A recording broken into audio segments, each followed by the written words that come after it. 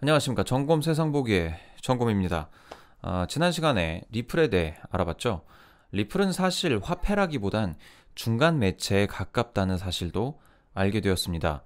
그렇다면 왜 리플이 거래소에서 거래가 되고 있으며 각광을 받고 있는지 한번 알아보도록 하겠습니다. 지난 시간에는 너무 좀 급하게 만들고 여러 가지 조금 쓸데없는 얘기를 끌어다 붙이면서 호도된 정보들이 몇 가지가 있어서 좀 다시 한번 내용을 다듬고 합당한 내용으로 꾸며봤습니다. 시선이 원고에 꽂혀 있어서 여러분들이 보기가 조금 불편하실 수 있겠지만 이번 주제가 주제이니만큼 굉장히 심오한 내용을 다루고 있어서 제가 3000%로 빠질 가능성이 굉장히 높습니다. 그래서 원고를 좀 많이 보면서 이야기를 하게 될 텐데요. 보시기 좀 불편하더라도 좀 양해를 부탁을 드립니다. 좋아요와 구독하기 누르셨다면 옆에 있는 종 모양 버튼까지 꾹 눌러주시면 감사하겠습니다. 지난 시간에 말씀드린 것 중 몇 가지는 좀 과도하게 표현된 면이 없지가 않아요. 발행 주체가 있고 그 주체에 의해서 통화 발행량에 문제가 생길 수 있다고 했지만 사실은 그 이상 1000억 개 이상 발행되지 않도록 설계가 된 것이 맞다고 합니다. 그리고 여러 은행 간 빠른 송금을 위해 만들어진 시스템이 맞고 이는 암호화된 리플 코인을 활용하는 프로토콜을 통해 빠른 거래가 성립된다고 합니다. 간단하게 원리를 한번 살펴보도록 할까요? 1 리플 코인은 대략 1.6달러, 그러니까 우리나라 돈으로 대략 1,700원에서 1,800원 사이에 거래되고 있는 상황입니다. 저는 한화로 대략 1,800원을 미국에 있는 친구에게 보내고 싶습니다. 이런 상황에서 저는 1 리플 코인을 1,800원을 주고 사서 친구에게 보내죠. 그럼 친구는 이 리플 코인을 받아 1.6달러로 환전을 하게 됩니다. 어떻게 보면 그냥 원화로 사서 달러로 교환해 그냥 송금하는 것과 크게 다르지 않다고 볼 수 있겠죠. 하지만 이 과정에서의 문제점은 은행과 은행 간의 자금의 유동성이 발생을 하게 된다는 겁니다. 이로써 자금의 불안정성이 증가하게 된다는 것이죠. 뿐만이 아니라 비싼 수수료도 물게 됩니다. 환전상에서 발생하게 되는 수수료, 그리고 이체, 계좌에서 계좌로 이체하는 데에서 발생하는 수수료도 발생을 하게 돼서 이중의 수수료를 물어야 되는 상황이 될 수 있다는 겁니다. 실제적인 금액이 가는 것이 아니라 돈이 붙여졌다고 표시만 될 뿐이고 은행들은 서로 빚진 상태로 그냥 있는 것이죠. 그리고 수일이 지난 후에 물리적인 금액이 실질적으로 옮겨가게 되고 은행 간 빚진 상태는 그제서야 사라지게 됩니다. 리플은 이러한 거래를 빠른 시간 내에 완성하기 위해 시장 조성자라는 개념을 도입합니다. A라는 사람이 리플의 네트워크인 게이트웨이를 통해 법정 화폐인 1달러를 B라는 사람에게 이체를 합니다. 그럼 A에게서 B로 가는 돈이라고 이름 붙여진 1달러에 해당하는 리플 코인이 네트워크에 올려지게 되죠. 그럼 이 1달러는 수령자인 B의 소유임이 증명이 되고 이는 즉시 수령자가 인출할 수 있는 상태가 됩니다. 하지만 이렇게까지만 보면 일반적인 이체와 다를 게 없죠. 여기에 시장 조성자들의 역할이 빛을 발하게 됩니다.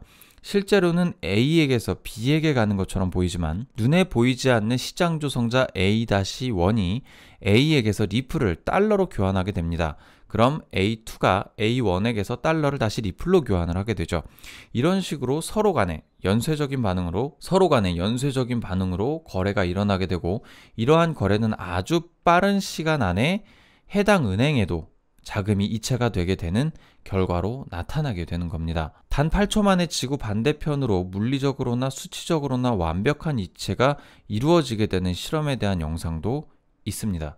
어떻게 보면 사용자는 그냥 환전 시스템을 통해 보내는 것이나 리플 시스템에 올려 거래를 하는 것이나 별 차이가 없을 수도 있습니다. 하지만 사용자에게는 빠른 이체와 낮은 수수료, 은행에게는 자금의 유동성으로 인한 리스크를 줄여준다고 하는 장점이 있다는 것이죠.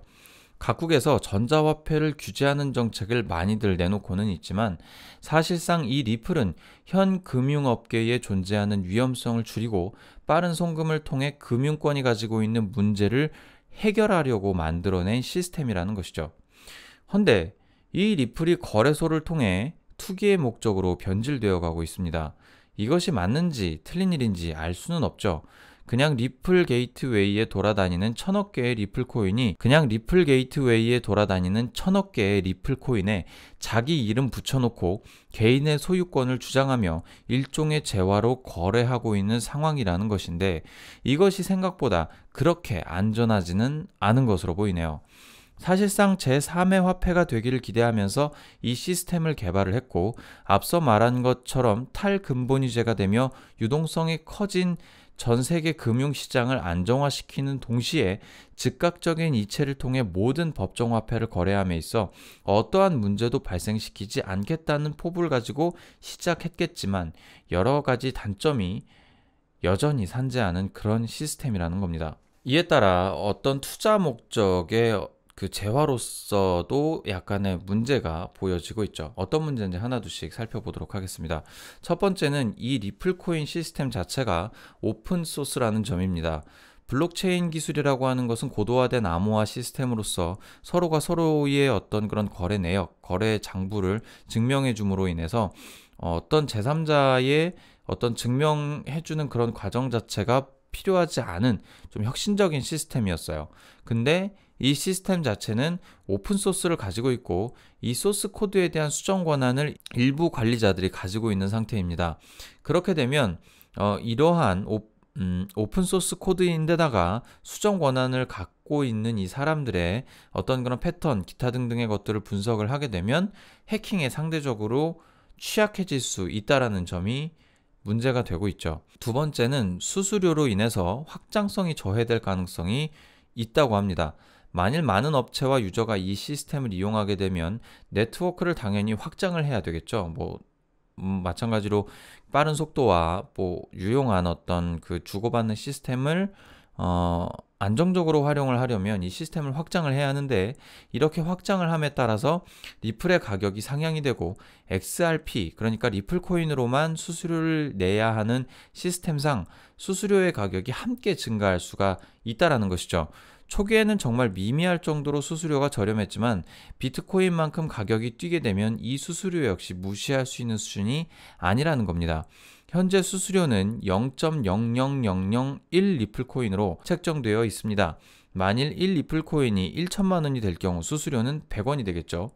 그래도 싸네라고 생각할 수 있겠지만, 만약 이 상태에서 1억 개의 리플 코인이 움직인다면 수수료만 100억이 됩니다. 세 번째로, 합의 구조의 중앙 집중화라는 어려운 문제가 있습니다.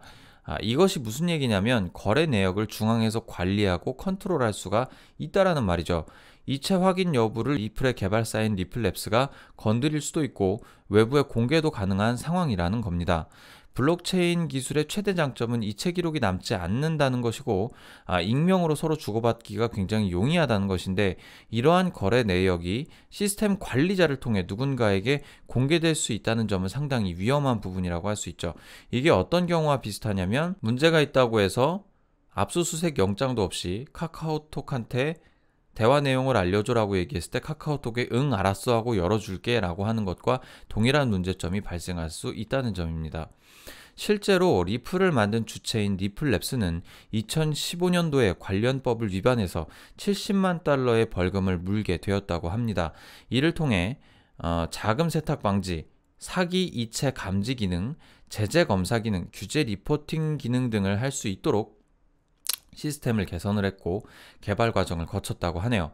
그리고 이를 통해 현존하는 블록체인 기술 중 상용화될 수 있는 가장 적합한 조건을 갖추게 되었다고 합니다.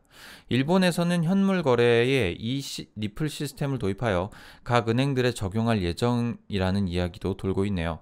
혹자는 이 일본과 제3국이 이 리플을 통해 서로 송금을 주고받을 수 있도록 하는 시스템을 만들었다라고 주장하는 사람들도 있기는 하지만 확인된 바는 없습니다. 어찌되었든 현존하는 시스템에 어울리도록 설계하고 현재의 문제를 블록체인 기술이라는 특수한 기술을 통해 해결하려고 적용하려는 노력은 좋다고 볼 수 있죠.